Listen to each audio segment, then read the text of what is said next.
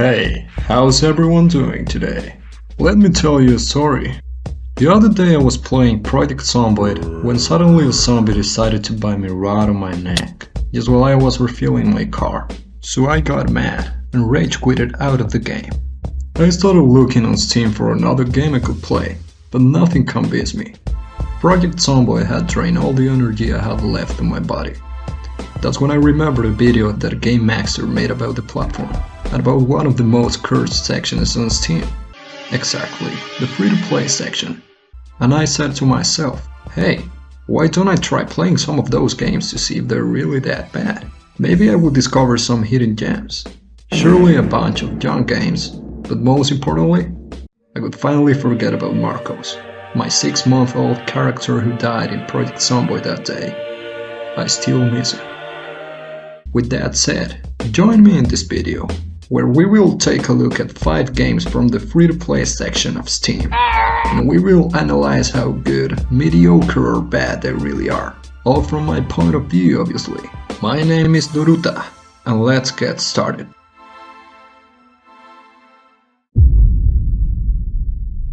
The first game I played was called Land of the Mage Lords, developed by RAF Games. It was a silly game about summoning troops and using magic, which definitely didn't resemble itself from another game I know. Its mechanics weren't really hard to learn. You had a tech tree, where you could learn new summons and recruit new troops to add to your team. You also had a little backstory to read every time you played a new level. And in terms of combat, it wasn't really challenging, at least for the 3 levels I played.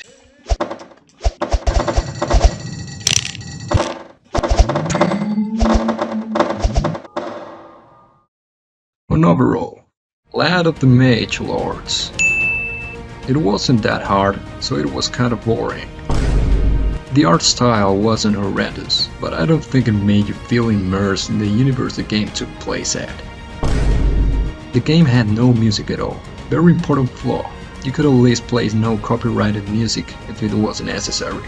On the other hand, you could throw fireballs like a maniac. I guess that was kind of cool. Mii fights fell from the sky to die instantly. That was brutally entertaining. The world also had some suspicious looking buildings. Land of the Mage Lords. Totally not an Age War ripoff. 2 out of 5. The Director's Disorder Pilot Episode. Developed by Just Sauce Studio. Put you in the shoes of Cole Westgood, an actor with very questionable ethics who just happened to be visiting his grandma because he needed, and I quote, to spend some time alone while things cooled down back home. The first thing you had to do after arriving was to open your grandma's cabin, which Kiss just happened to be laying on a nearby shed. After opening the cabin, I was received by a lovely dog named Ace, who I promise I'd protect even if my life depended on it. Ace! Hey, buddy. Boy, is it good to see you. I had to complete a series of tasks in order to progress, like feeding Ace. Task which I found incredibly difficult, cause my stupid ass couldn't find a bowl that was placed right on the kitchen counter. Bruh. Just when I were about to finish the to-do list, this weird looking blue guy came out of nowhere and stabbed me, so I had to start all over again. But hey, an achievement. After completing a lot of missions in the middle of a storm, we discovered that this blue guy actually called himself the Director. And he wasn't so bad. Was this open before? He actually gave me a radio.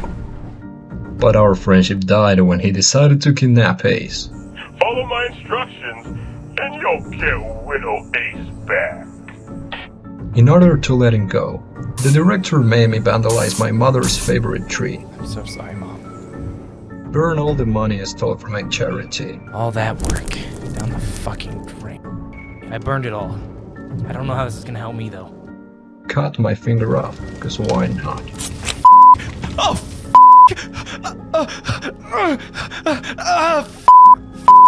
oh, gosh! And finally made me confess about what a horrible person I was. I'm not hearing any confessing. Fine! stole money from my charity. Tens of thousands of dollars. The money was supposed to go to those kids, and I just took it from them. But I needed it more. I did.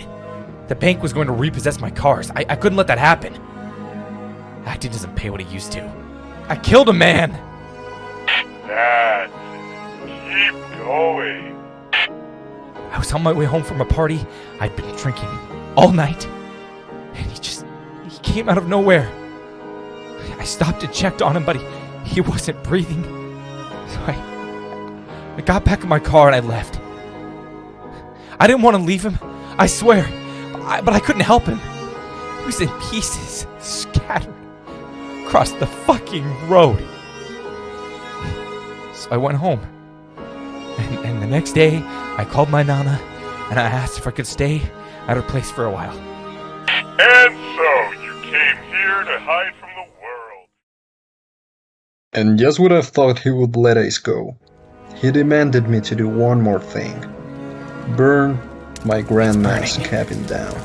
It's all burning down. What have I done? Ace! At least you're okay, buddy. Come on. Let's go home. It's time for me to atone for everything I've done.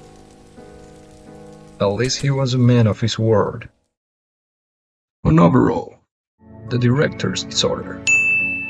Good story, amazing music, Ace, fitting Ace.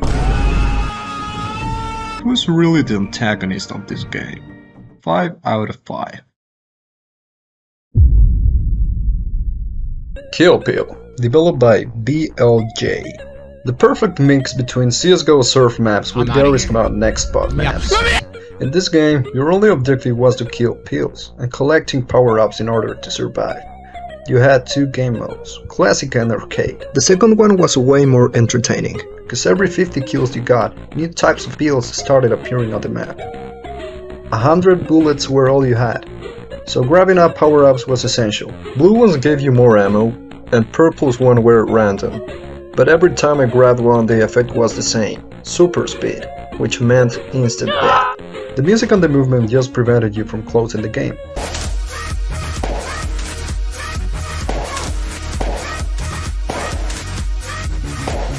So the only thing that finally convinced me to stop playing was dying from fall damage 4 times in a row. And overall, Kill Bill. Great music, entertaining gameplay, purple power-ups, fall damage. I couldn't think about a clever joke to say here. 4 out of 5. Missing Hiker, developed by Gemasoul, tells the story of a man who's looking for his lost brother around the Red Mountain area.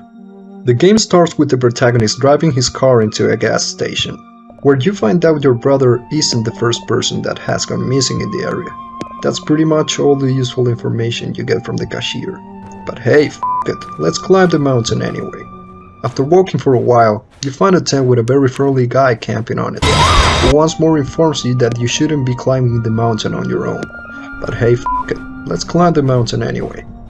Like 2 minutes later, the protagonist finally comes to his senses and set up his tent to avoid freezing to death. But suddenly, screaming coming from deep in the woods wakes the protagonist up, and thinking it could be his lost brother the one screaming, "F it, let's keep climbing the mountain." As soon as I got to where the screams were coming from, I found my brother's backpack empty and lying on the floor. I went into the cabin to see if I could find any more clues about his whereabouts. That was the worst mistake I could have ever made.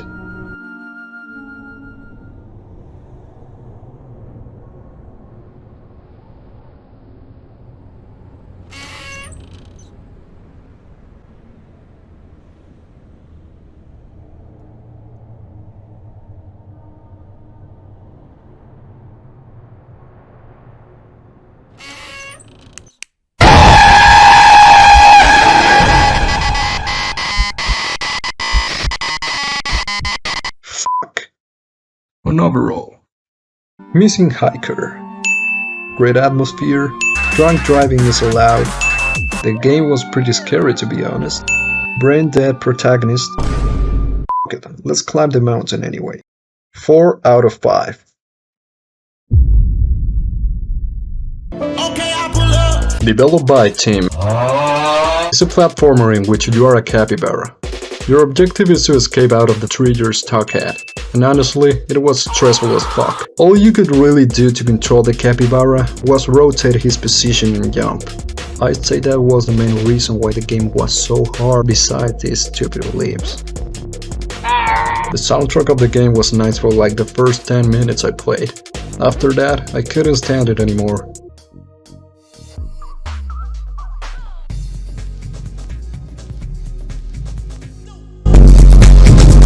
Oh god, this game drove me crazy. On overall, the protagonist was a capybara. What else do you need? The game was stressful as hell. I probably completed like 10% of the game. 3 out of 5.